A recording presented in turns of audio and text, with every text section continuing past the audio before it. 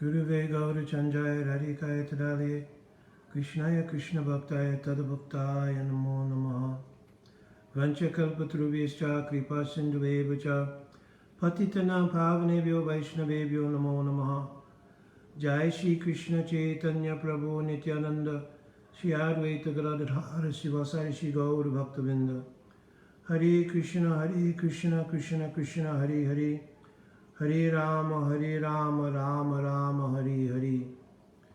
Dhanavad Pranam devotees. I wanted to this is very brief. It's from a statement that I read from my Guru Padma, and it was very deep impression made in my heart about the reconciliation of various kinds of Siddhanta, and how his direct statement was that not every Siddhanta is for every level of bhakti. So in one sense, someone may look at the statement and say that no Siddhanta is Siddhanta, and it means that it's unchangeable, and Siddhanta is Siddhanta, it is what it is, and there is no nuance to it. So my Srila Gurudev was saying essentially that not every Siddhanta is for every Adhikara. So the reason that is true is because a Siddhanta doesn't produce a viable result if it's not digested. In other words, just like in the category of food, some foods may not be digestible at certain ages. So we feed a person according to their ability to digest what it is you're feeding them. So in the same way, the deepest conclusions of any Siddhanta will come in the deepest position of the ability to digest that Siddhanta. So the more maturation that is there in the unfoldment of a devotee, the more they're capable of digesting Siddhantas, which may be not easily digestible in a less mature stage.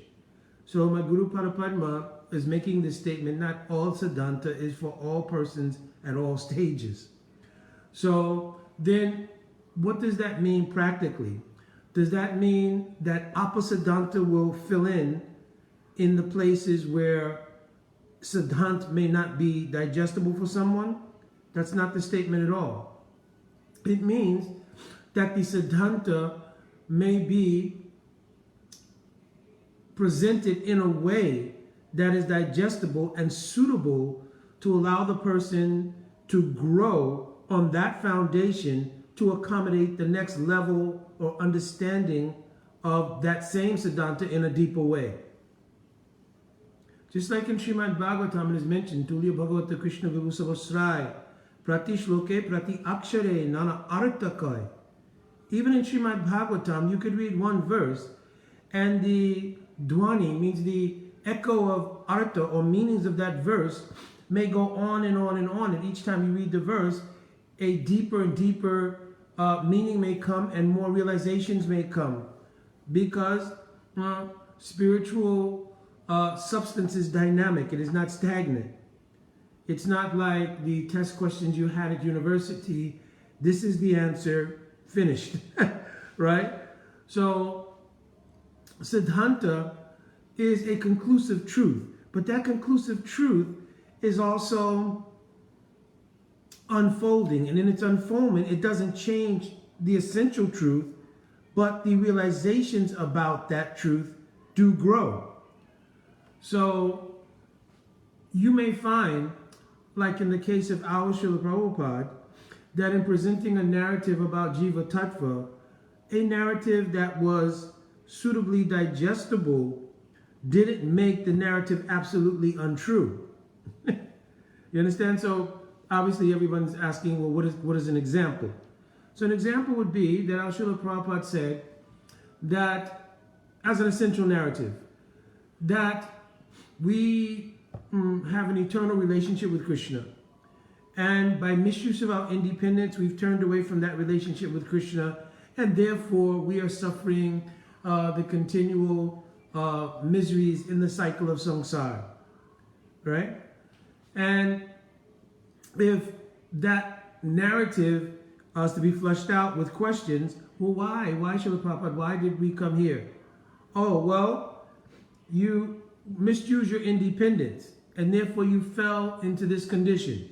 So now certain words start to come into the narrative, like fell. Oh, fell from where? Exactly, etc. So now, another part of the narrative may come, well, we fell from our relationship with Krishna.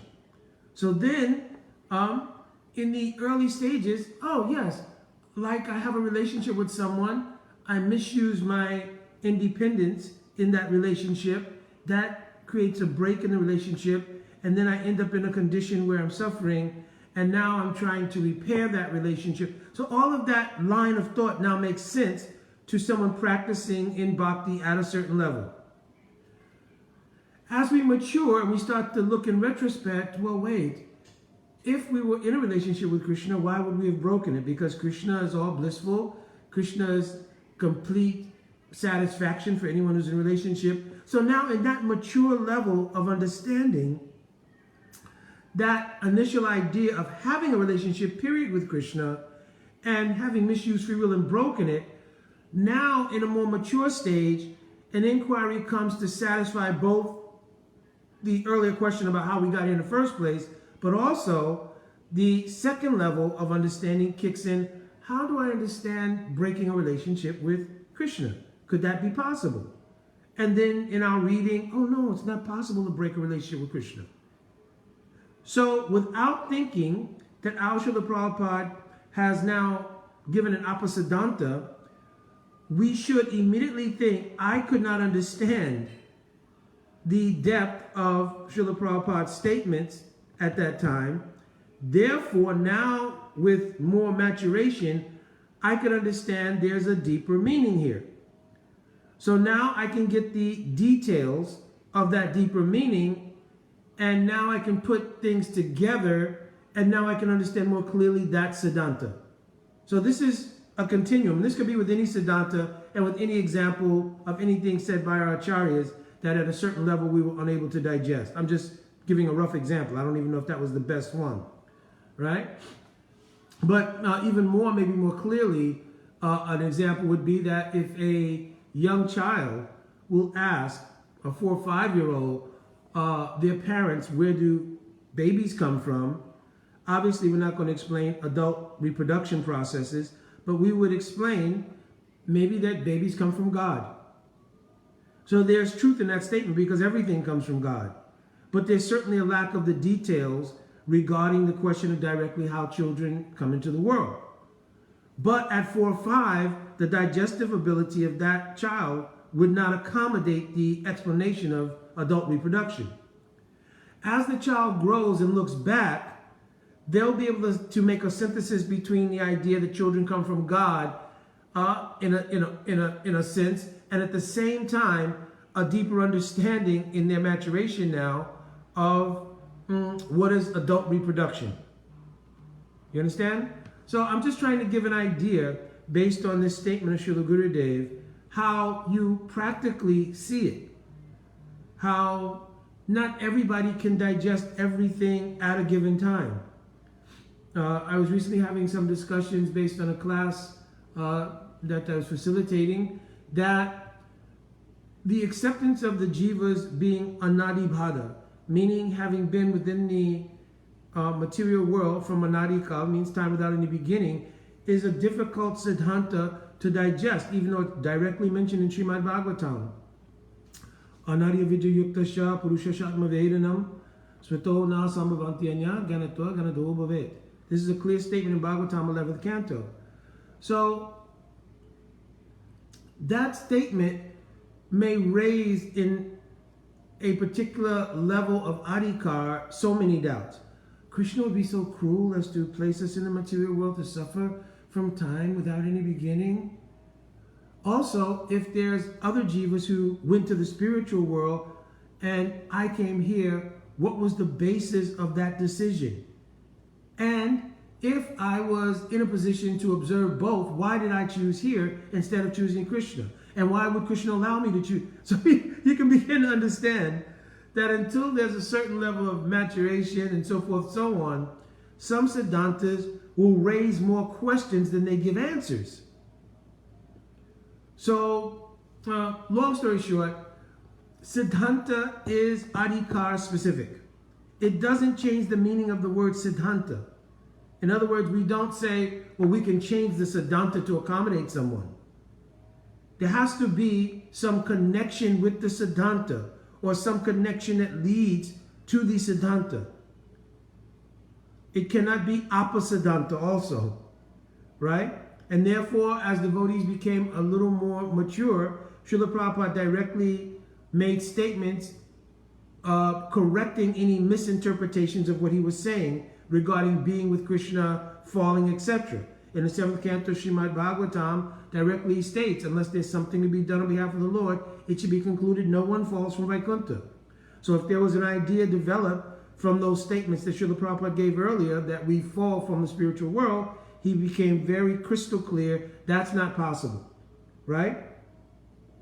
So, but the point being, at the time, to have digested the nature of Jiva Tattva as written by Jiva Goswami Pad or even Srila Bhaktivinoda Thakur may have been somewhat difficult. And would that have been fruitful in the growth of that devotee? I'm going to speak something from my personal former life, secular life, right? That during the time that I worked in law enforcement, there was a time when I worked in quote, anti-terrorism, etc.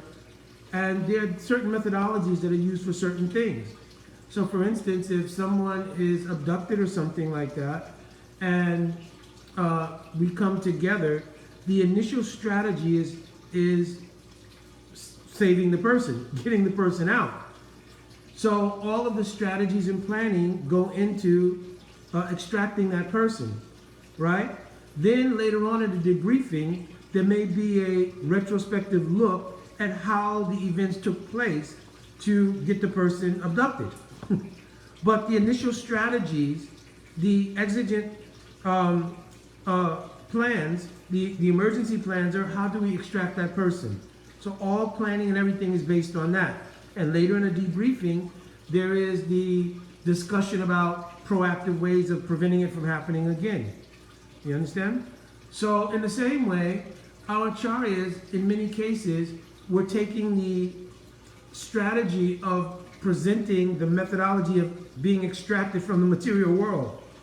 And that became the dominance of their narratives regarding the jiva and jiva tattva, etc., etc. In the course of maturation, where devotees are safely on the path of exiting from the material entanglement, a retrospective look back at the origins of the jiva's entanglement, etc., can come about.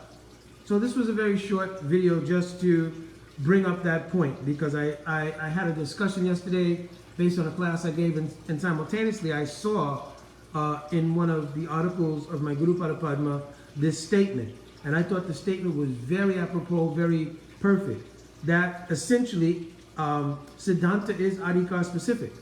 So to try to speak of Siddhanta in the name of it being Siddhanta, but it is not digestible by the persons you're speaking to, especially if they're aspirants in bhakti, then what is the applied fruit of that discussion on Siddhanta, right? If it's just to shine your brilliance, that may not be as helpful as building a person's ability to understand the actual Siddhantic platform, and then even further echoed meanings of that. Alright, Dhanyavad, Vanchakalpaturvisha, Kripasindu Vevicha, Patitanam Bhavanavyo, Vaishnavyo Namo Namaha. Jai Radhe Radhe.